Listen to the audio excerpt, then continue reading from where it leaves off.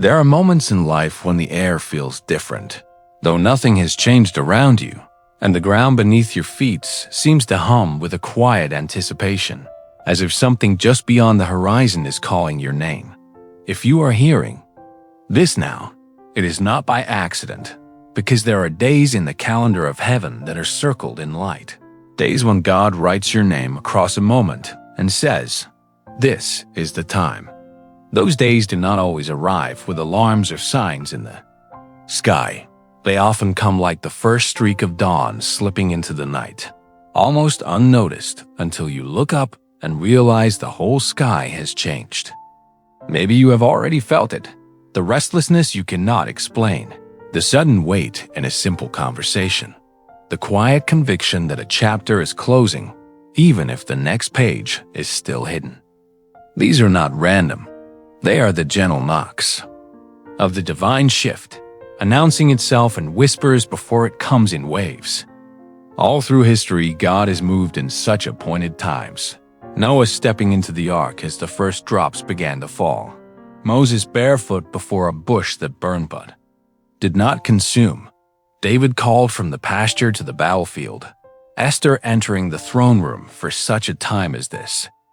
Always the moment comes when preparation meets opportunity, and the soul must decide whether to step forward or shrink back. For you, it may not look like a royal court or a parted sea. It may be a conversation you have avoided, a decision that keeps returning in your prayers, an opportunity that terrifies you because it feels too aligned with your deepest longings. The divine shift is rarely comfortable because it moves you from what is familiar into what is eternal, and along the way, it exposes the weights you have carried without noticing, the fear that has quietly shaped your choices, the patterns that felt safe but kept you small. When the shift comes, it will not negotiate with those things. It will burn them away like chaff in the wind, because you cannot carry yesterday's chains into tomorrow's calling. I have seen this in a young nurse who thought her path was fixed until a persistent stirring disrupted her peace, nudging her toward palliative care. She resisted, thinking it was a step backward, until the signs converged. A verse about binding up the brokenhearted, a mentor's unexpected advice, a job posting she had not looked for. When she finally said yes, she found a depth of purpose that comfort had never given her. I have seen it in a tech leader tempted by a glamorous offer, yet discerning that his shift was not to leave, but to transform where he was, reshaping team culture, building people, creating a legacy. I have seen it in a son caring for his ailing mother, realizing the breakthrough was not escape, but full presence, staying until love had finished its work in him. These shifts are often invisible to the world, but seismic in the soul. And maybe you are standing at the threshold of one now, unsure if you have heard right, wondering if it is God or just your thoughts. This is why preparation matters, because the appointed time waits for no one, and when the call becomes the command, you must be ready, not scrambling. Readiness is not having all the answers. It is standing with the posture of "here I am" and meaning it. It is the courage to take the first step, even if the second is still hidden. The shift is not something you watch from a safe distance. It is something you enter with both feet, knowing that the one who called you is already on the other side. And when you step through, you will see that the date marked in heaven was never just about a change in your circumstances.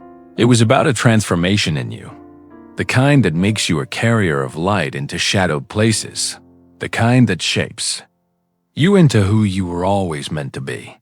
Not every stirring in your spirit is a trumpet from heaven, and not every door that closes is the hand of the enemy, because there are false signals and subtle detours that can pull you off the path, and the enemy of your soul would gladly rush you into a counterfeit shift, one that feels urgent, electric, and irresistible, but leaves you emptier than before.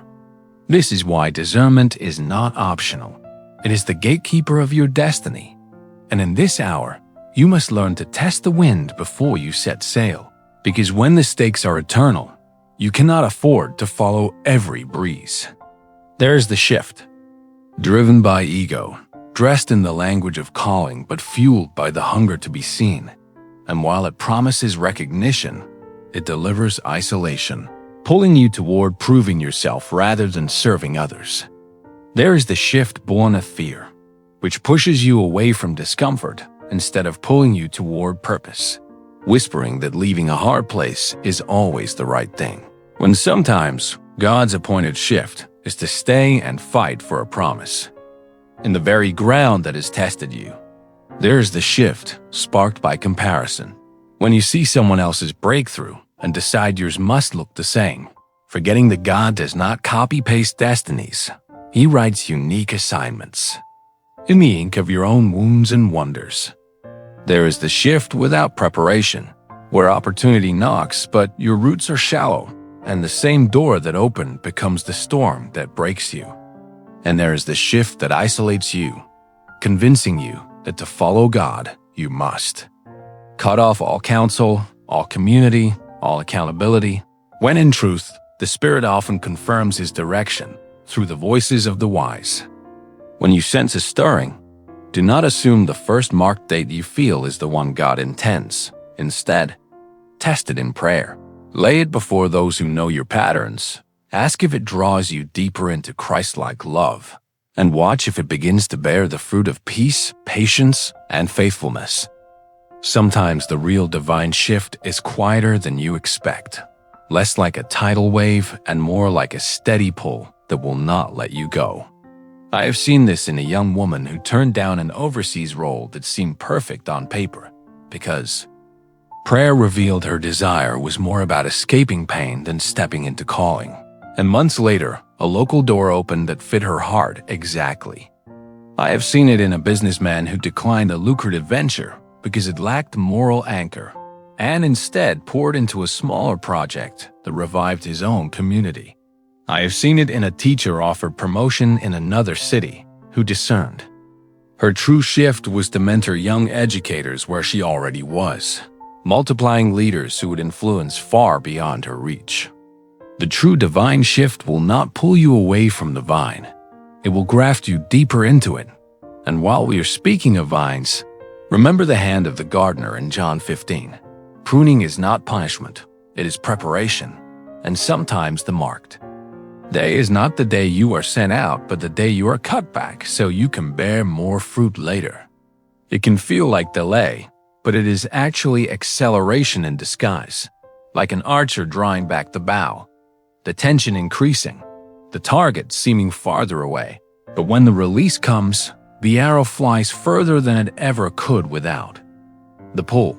You are that arrow in the hand of the master, and he knows exactly how much tension you can bear and how long to hold you before the release.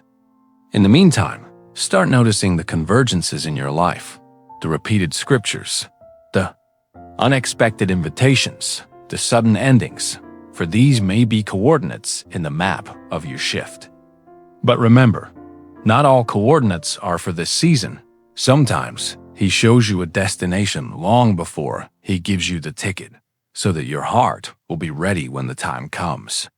Do not confuse stillness with stagnation, because a seed in the dark is still growing.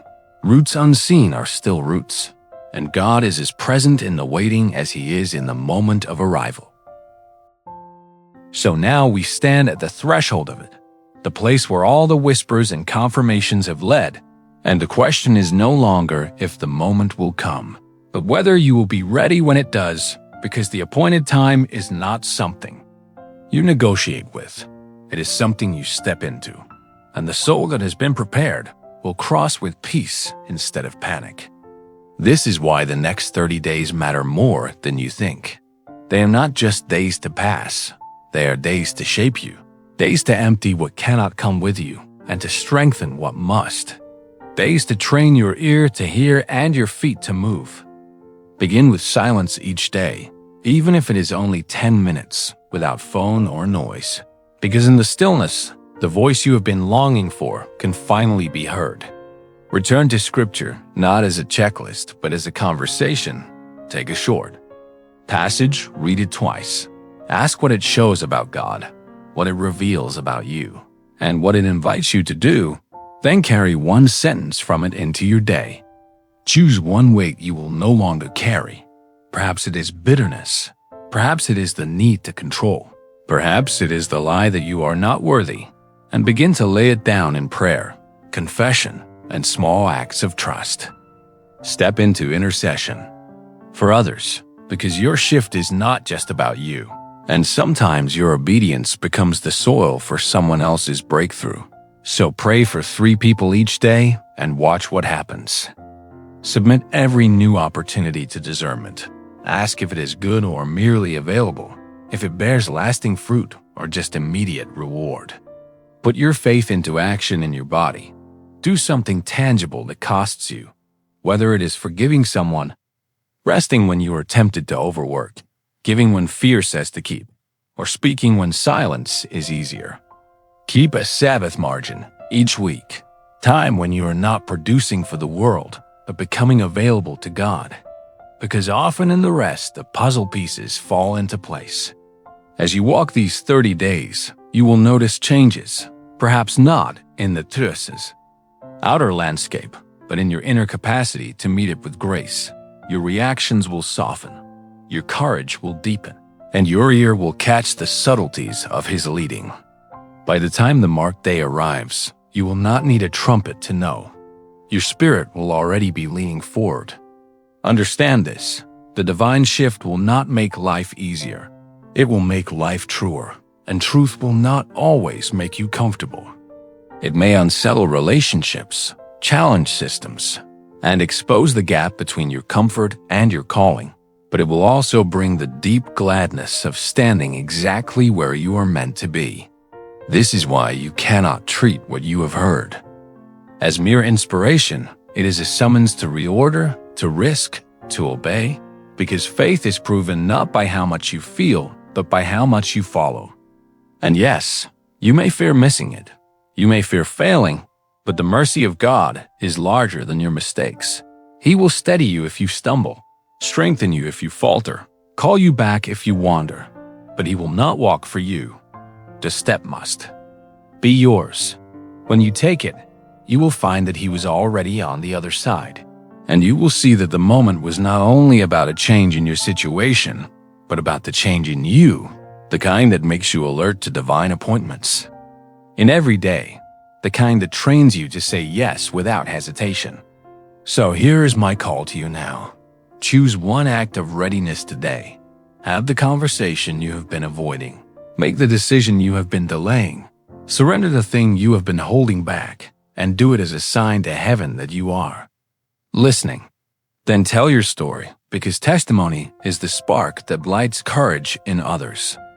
And may you have the humility to be led, the courage to obey, the discernment to refuse the counterfeits, the endurance to walk through the refining fire, and the joy to recognize the nearness of God in every step.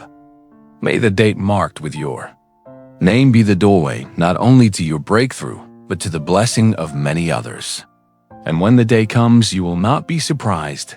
You will simply step into what you were always meant to do and to be.